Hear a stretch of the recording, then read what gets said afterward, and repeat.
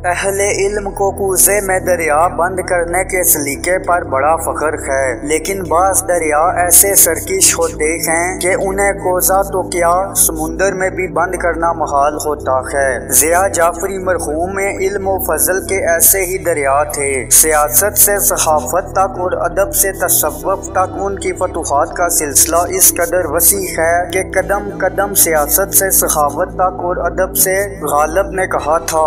ज़िया के इंतकाल से भी पेशावर पर कुछ ऐसी ही वारदात गुजरी। शेर व अदब से तो वो सज्जादा नशीन होने के बाद ही कट चुके थे, फिर भी उनकी सरपरस्ती अदबी हलकों के लिए गनीमत थी। उनकी वफात से तो जैसे अदबी महफिलों की रौनक छिन गई, दिल बुझ गए। वो बचपन में एक छलावा और जवानी में मशरे मुजस्सिम थे। जिस रास्ते से गुजरते वो रास्ता फोके से कज़ा में नह जाता। जिस महफिल में बराजमान होते वो महफिल उनकी तलस्समी खुशबू से महकने लगती। जो लिबास भी पहनते उन पर ऐसा फबता गोया उनके पानकपन से इस लिबास को जीनत मिली हो।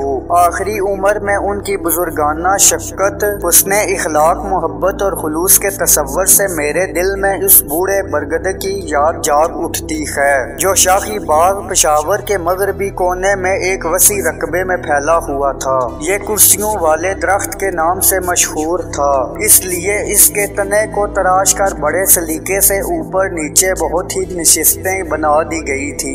यहाँ गर्मियों की जुलसा देने वाली धूप और नहर, सर्दियों की तूफानी हवाओं और यख बस्ता फिजा से बचने के लिए लोग इसके गंभीर साए में पनाह लेते थे। इस सदियों पुराने बुजुर्ग बरगद से पेशावर शहर के लोगों की दोस्ती इतनी पुख्ता हो गई थी कि जब किसी तामीर के सिलसिले में इसे कुटवाया गया तो इखले शहर को बड़ा शौक हुआ और वो अब तक बड़े अरमानों के साथ इस अजीम दरख्त को याद करते हैं।